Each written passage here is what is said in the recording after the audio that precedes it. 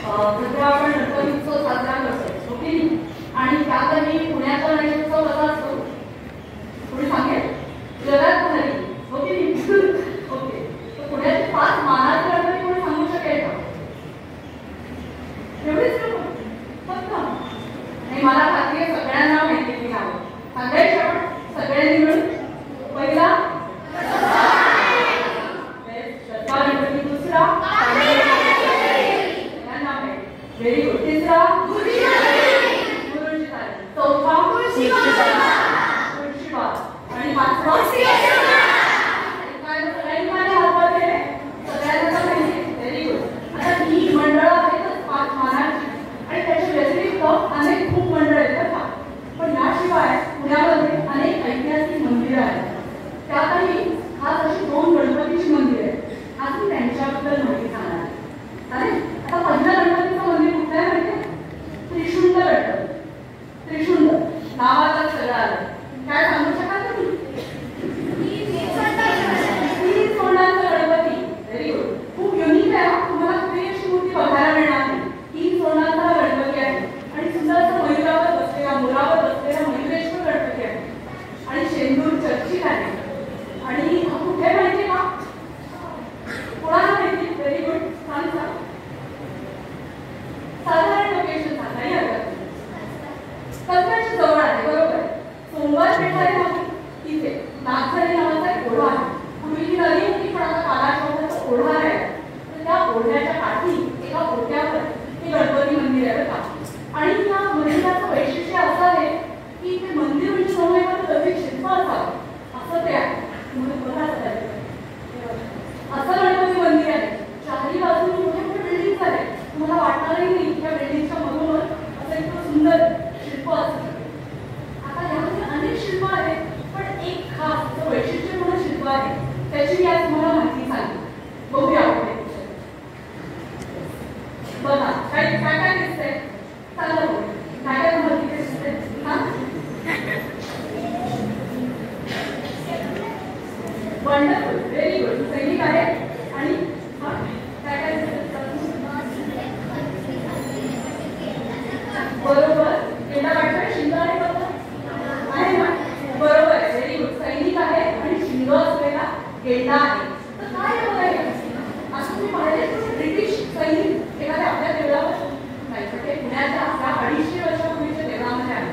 ते देऊळ पेशवाईमध्ये निर्माण झाले आणि हे ब्रिटिश अधिकारी आहेत आणि त्यांनी त्या गेंड्याला साखर करण्यासाठी कर्तसून बांधलेला आहे. आता त्याचा संदर्भ आणि इतिहास सध्या देतो. तुम्हाला जर माहिती असेल तर 1757 साली प्लासीची लढाई झाली. तुम्ही शिकलाय तेव्हा काही इतिहासात? शिका. शिकला सारखं मग 1757 ला प्लासीची मोठी लढाई झाली. त्याच्यात इंग्रज जिंकले बघा. त्यांनी बंगाल आसाम या प्रांतावर विजय मिळवला. तर त्याचं प्रतीक म्हणजे हा गेंडा. त्या गेंड्याला त्यांनी कर्तसून बांधलंय आणि आता त्यांची नजर आहे बाकीच्या भूप्रदेशावर. तर तेव्हाचे शिल्पी लोक जे होते ना सल्तनत जे होते त्यांच्या डोक्यात हे होतं की सगळ्यांना वॉर्न करायचं की आता बंगाल आसामचा ताब्यात आलाय. Let's be aware. आता आपलीच बारी आहे. We should take care. हे कदाचित त्या शिल्पीला सांगायचं असतं कदाचित. आता या शिल्पाशिवाय इतर काही काही शिल्प आहेत. तर एक अनोखं शिल्प शेषशाही विष्णूचं आहे. शेषशाही शेषावर पहुडले रिलॅक्स झालेलं. नंतर विविध प्राणी आहेत. मोर आहे, पोपट आहे, माकडं आहे, हत्ती आहे. अतिशय सुंदर शिल्प आहे. आणि एक युनिक शिल्प आहे जे तुम्हाला इतर कुठे फारसं दिसत नाही. वेरुळ्यात दिसत कदाचित पण पुण्यात नाही. तर त्या शिल्पाला म्हणतात लिंगोद्भव शिल्प. ओके. तर शिवलिंग तुम्हाला माहिती आहे. तर त्या शिवलिंगातून वर्षापासून हंसरूपात ब्रह्मा येतो आणि खालती वराहाच्या रूपात विष्णू ही पाताळात मुसळणी मारतो.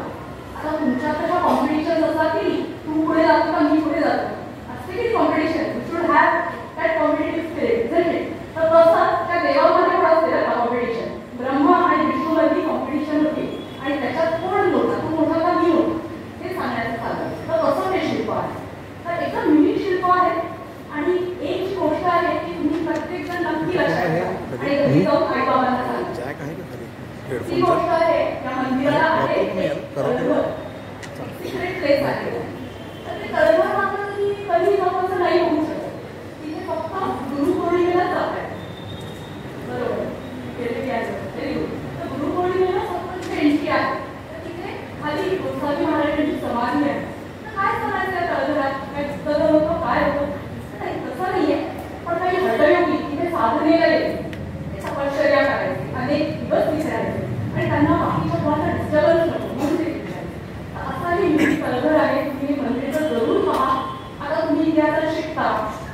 शिलालेख शिका, स्टोन इन्स्क्रिप्शन, बरोबर? की त्या शिकण्यासाठी आपल्याला काय काय वापरतो मटेरियल सोर्सेसमध्ये स्टोन इन्स्क्रिप्शन असतात. तर तिथे मराठी, संस्कृत, फारसी, पर्शियन अशा भाषांचे शिलालेख तुम्हाला बघायला मिळतात. आणि कशी आहे या मंदिराची रचना? तुम्ही सगळे मंदिरात गेलात झालं कुठल्याला कुठल्या तरी साधारण कसं असतं मंदिर सांगू शकेल का कोणी? सांग तू सांग.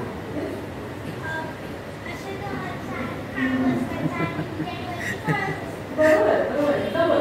आपल्याला जसं घर असतं की नाही, 1 BHK 2 BHK hall kitchen bedroom असतं की नाही, मग देवाचं ते घर आहे, देवालय, त्याला पण हवं ना सगळं. मग इथे सगळ्यात छोटा जो आतमध्ये असतो तो गाभारा किंवा गर्भगृह, तिथे मूर्ती ठेवलेली असते.